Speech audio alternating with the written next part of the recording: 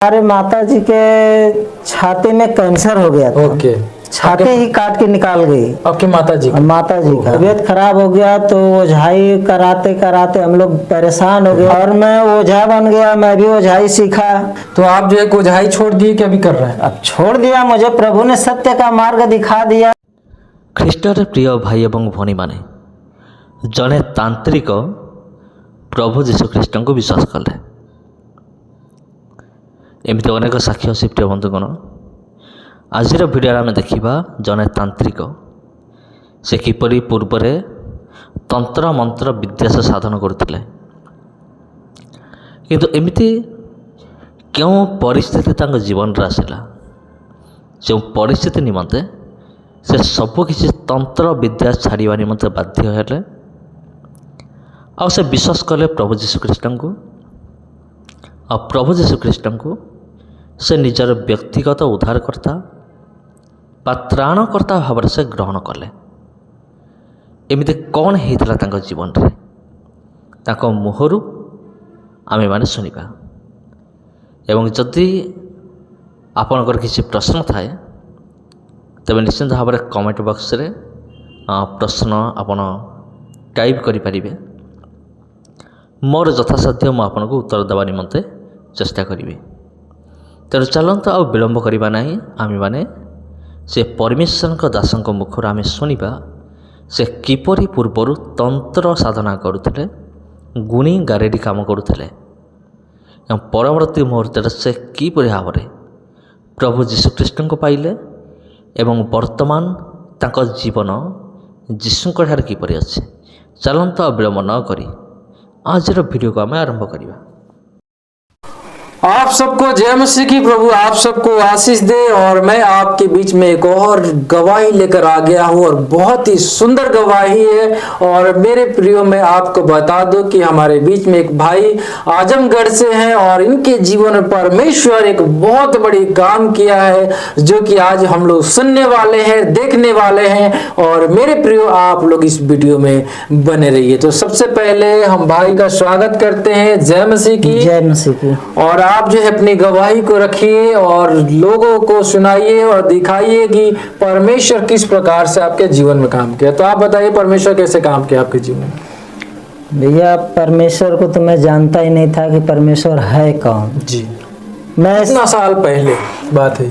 आज के 13-14 साल पहले जी। मैं नहीं जानता था कि यीशु मसीह है कौन ओके। और ये कहाँ का है। जी। मैं अपने देहात गांव के रहने वाला, जैसे लोग हमारे माँ बाप सांसारिक तौर से जिसको मानते जानते थे मैं भी मानता जानता था। ओके। पूजा पाठ में मैं भी था और हमारे घर में बहुत सारे कष्ट और परेशानी थी। ओके। और दवा कराते कराते हम लोग परेशान थे। हम दो भाई आपके का जीवन में क्या मतलब परेशानी थी, क्या कष्ट थी, थोड़ा सा बताइए कि लोग जाने। हमारे जीवन में जैसे हमारे माता जी के छाती में कैंसर हो गया था। ओके। छाती ही काट के निकाल गई आपकी माता जी? माता जी का। और ऊपर से तो घाव सूख गया, ओके। अंदर से कैंसर बन गया। ओहो, अंदर से मतलब कैंसर? हाँ, अंदर से कैंसर बन गया। हमारी माँ का जो है कि डेथ भी हो गया। और प्रभु को नहीं जानते तब? नहीं, जब नहीं जानते थे तब जी। तो हमारी माँ का ये विचार था कि हमारे मरने से पहले ही एक हमारी लड़के का शादी तो हो जाए। ओके। और मैं ज़्यादा उम्र का नहीं था, लमसम वही 15-16 साल का था। जी। और 15-16 साल की उम्र में भैया हमारी शादी हो गई। और जो हमारी पत्नी आई तो हमारी पत्नी जब आई तो 1 महीना के बाद हमारे घर पे एक सफ़ेद कबूतर आई। जी। और उस कबूतर के बाद एक बिल्ली आई, वो भी सफ़ेद। और उसी दिन से उसको खेलना शुरू हो गई। तबीयत खराब हो गया। तबीयत खराब हो गया तो ओझाई कराते कराते हम लोग परेशान हो गए। लगभग 5-6 साल 7 साल ऐसे बीता। मतलब जब आपकी मम्मी मर गई उसके बाद ओझाई करा? उसके हाँ, उसके बाद ओझाई दवाई सब लगा ही रहा। हम 2 भाई काम करते थे लुधियाना के अंदर। जो भी पैसा था सब दवा और ओझाई में खत्म होता था। ओके। 20 रुपये का दारू आता था, ओझा दारू मांगते थे, मुर्गा मांगते थे। उतना पैसे नहीं था ना उतनी कमाई थी। कहाँ से दें। तो हमारी जो वाइफ थी उनके जो है कि दादाजी वो ओझा थे। ओके, मतलब आपकी पत्नी की मतलब दादाजी जो ओझा थे। वो ओझा थे। जी। तो वो ओझाई किए, तो ऐसे 4-5 साल तक वो भी लमसम ऐसे देखते गए, तो आराम मिलता था लेकिन दूर पड़ता था। तो हमने कहा कि कब तक हम आपका सहारा लेंगे, इससे अच्छा कि हम खुद ओझा बन जाएं। Okay okay. और मैं ओझा बन गया, मैं भी ओझाई सीखा और 9 साल, मतलब आप ओझा बन गए? हाँ मैं 9 साल ओझाई किया। ओहो। 9 साल में ओझाई किया। 9 साल ओझाई करने के बाद भी जो हमारे दादी में खानदान में किसी का तबीयत खराब होता था तो लोग हमारे ऊपर कहते थे कि ये ओझा, ये हमारे घर में ऐलान कर दिया। ओहो। और हमारे घर में भी परेशानी आती थी।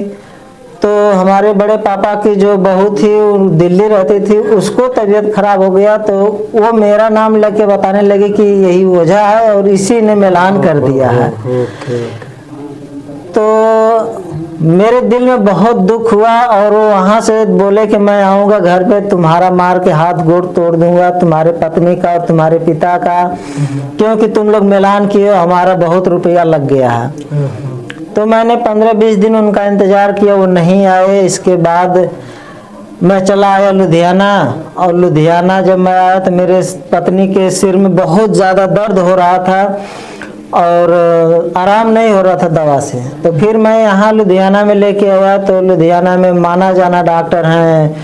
तो क्यों, आप तो ओझा थे उस समय, तो क्या आप सही नहीं कर पाए? कोई नहीं फर्क पड़ता था हमसे भी। मतलब आप उसको मतलब करते थे जो कुछ भी करना था, जो कुछ लेकिन सही हो? हाँ, जो कुछ करना था मैं करता था, लेकिन आराम नहीं हुआ।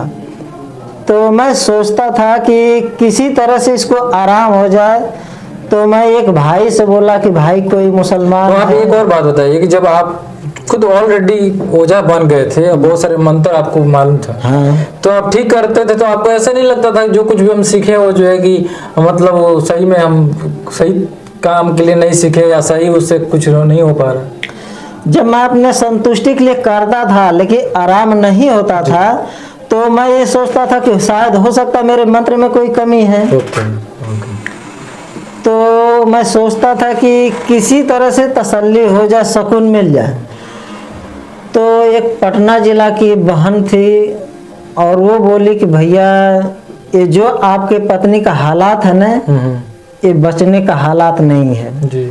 और ऐसे हमारी पत्नी अपना गला दबाती थी और 2 आदमी इधर पकड़ के खींचते थे, 2 आदमी इधर, मतलब अपना ही गला वो दबाते? अपना गला। ओके। और इधर के 2 आदमी मजबूत होते थे तो इधर के 2 आदमी को खींच लेते थे, लेकिन यहाँ से हाथ नहीं छूटता था। और 2 आदमी जो अगर इधर के मजबूत है तो इधर के आदमी को खींच लेते थे, लेकिन हाथ नहीं छूटता था। और पत्नी हमारी ज़्यादा मोटी नहीं, पतली सी है जी। इतना होने के बाद हम दोनों भाई रोने लगे और शैतान जो उसके ऊपर हावी था वो बोलता था कि ये बचेगी नहीं, इससे मेरा वचन बद्ध हो गया है, अब इसको हम लेके जाएंगे जी। ये तुम्हारे बस का नहीं है कि तू इसको बचा लेगा। हम आकाश में रहने वाले हैं, जब ये ओझाई करते हैं तो हम इसको लेके आकाश में उड़ जाते हैं जी। और पता नहीं चलता है कि इसके ऊपर क्या है। इसीलिए इनके दयादे में लड़ाई झगड़ा होता है, हिताई नताई में लड़ाई झगड़ा होता है। तो ये सब मतलब उसके ऊपर का जो दुष्ट आत्मा ये सब बात बोलने लगा। तब वो जो पटना जिला की बहन थी उसी ने बताया कि भैया अगर आप विश्वास करोगे तो प्रभु यीशु मसीह इसको ठीक कर सकता, बाकी दूसरा कोई नहीं ठीक कर सकता। मैं बोला वो कौन है? बोलती है यीशु मसीह के नाम से प्रार्थना होगा, जो पास्टर हैं वो प्रार्थना करेंगे जी। तो मैं बोला कि क्या वो काम पे नहीं गए होंगे? बोले नहीं, उनका काम है सेवा करना, दुखी बीमारों के लिए वो प्रार्थना करते हैं। ओके। और वो बहन मेरे लिए आज तो मिल नहीं रही है कि मैं उसका कितना धन्यवाद करूं कि प्रभु से उसने मुझे मिलाया। और ये बड़े सौभाग्य की बात है कि उसने प्रभु के बारे में मुझे बताया और उसके बताने की वजह से मेरी पत्नी अब ठीक है। उसके ऊपर जो दुष्ट आत्मा था वो खुद पैर पे गिरा, थूक के चाटा और सारी बातें बताया कि मैं कैसे कैसे इसके पास आया। और तब से मेरी पत्नी ठीक है। हमारे पिताजी को अंदर से किडनी खराब हो चुकी थी और डॉक्टर बोला था कि 1 हफ्ता ज़्यादा से ज़्यादा 1 महीना चलेंगे, ये मर जाएंगे। इनके लिए जाओ सेवा सत्कार कर दो, नहीं तो अभी मरे जाएंगे। तो हम प्रभु के बारे में तब वो जान गए थे, तो उनके लिए हम लोग प्रार्थना किए और प्रभु ने उनको 2 साल से ऊपर जिंदा रखा।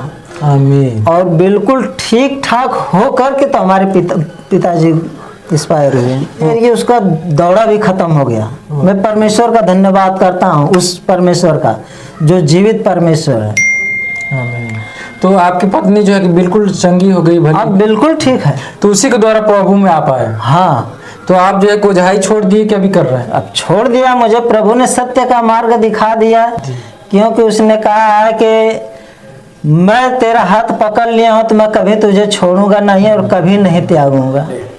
हमारे ऊपर भैया 3 बार पंचायत भी हुई। जी, मतलब आपके ऊपर मतलब 3 बार पंचायत हुआ? पंचायत भी 3 बार हुआ कि तुम अपना जाति बदल लिए, धर्म बदल लिए। तो मैंने कहा मैं इतना दुखी, इतना परेशान था तो कोई नहीं आया। आज जब मैं सुख से रहने लगा तो लोग कहते हैं धर्म बदल दिया। जी भैया, जो मैं खा रहा हूँ पहले आज भी वही खा रहा हूँ, जो कपड़ा पहन रहा हूँ वही कपड़ा पहन रहा हूँ। अगर मैं कोई चोरी छिनारा कर रहा हूँ, नहीं किसी के बहन बेटी को गलत बोल रहा हूँ, तो आप बताइए न। बाकी ये पंचायत करने क्या मतलब है? लोगों को तसल्ली नहीं हुआ, ये लोग बोले कि ये सब गुमराह कर दिए हमको, हम लोगों के पता नहीं कौन सा जादू चला दिए, मन फेर दिए। पंचायत फाइनल नहीं हुआ। 3 बार पंचायत हुआ। उस पंचायत में जो इनकाउंटर लोग थे, बदमाश थे, गांव के प्रधान थे, वैसे ऐसे लोगों को दारू शराब पिला करके लाए थे। लेकिन मैं उस परमेश्वर का, जिंदा खुदा का मैं धन्यवाद करता हूँ कि सबके मन और विचार को बदला उसी ने। आमीन। मैं परमेश्वर का धन्यवाद करता हूँ कि आज परमेश्वर ने हमें इस मुकाम तक ले आया और आपसे मिलवाया कि मेरी बात लोगों तक और पहुँचे। आमीन आमीन। परमेश्वर आपको आशीष दे। और मेरे प्रिय देख रहे हैं आप लोग कि यदि अगर आप बीमार हैं, आप लाचार हैं और आप समस्या में हैं, तो कोई लोग आपको पूछने के लिए नहीं आता है, कोई जो कि आपको देखने नहीं आता है। लेकिन मेरे प्रियो मैं आपको बता दूं कि प्रभु यीशु मसीह एक ऐसा परमेश्वर है जो आपके आंसुओं को पोंछता है और हर एक मुसीबत में आपको संभालता है। मेरे प्रियो, आपका जो है कि निर्णय लेना है कि आप किसके ऊपर विश्वास करते हैं। अगर आपको लगता है कि मुझे प्रभु यीशु मसीह के ऊपर एक बार विश्वास करना चाहिए, तो मेरे प्रियो मैं आपको बताना चाहता हूं कि एक बार विश्वास कीजिए और देखिए कि प्रभु यीशु मसीह आपके जीवन में काम करता है कि नहीं करता है। बहुत धन्यवाद जो है कि आप जो है कि अपना कीमती समय जो आके हम लोग के बीच में दिए, और बहुत सारे लोग जो है कि आपकी गवाही को देख रहे हैं। और मेरे प्रियो मैं आपको बता दूं, आप लोगों ने देखा किस प्रकार से जो है कि इस भाई के जीवन में परमेश्वर एक बहुत बड़ा काम किया, जो कि अरे अपने परिवार के शांति के लिए ओझा भी बन गए कि हमारे परिवार, हमारे गांव के लोग सुखी शांति से रहे। लेकिन उस ओझा बनने के बाद भी जो है इनके जीवन में शांति नहीं मिला, और इनकी मम्मी भी जो है कि इनसे दूर चली गई, और बहुत सारी समस्या जो है कि इनके जीवन में था, जो कि आप देख सकते हैं कि कैसे जो है कि बता रहे हैं। और मेरे प्रिय, इनकी पत्नी जो कि अपनी गला जो है खुद दबा रही थी, लेकिन प्रभु उनके जीवन में काम किया। और मेरे प्रियो मैं आपको बता दूं ये गवाही जो है बिल्कुल सच्चा, और परमेश्वर इनके जीवन में काम किया है। और मेरे प्रियो, जो लोग विश्वास करेगा उस प्रभु यीशु मसीह के ऊपर, उनके जीवन में प्रभु काम करेगा।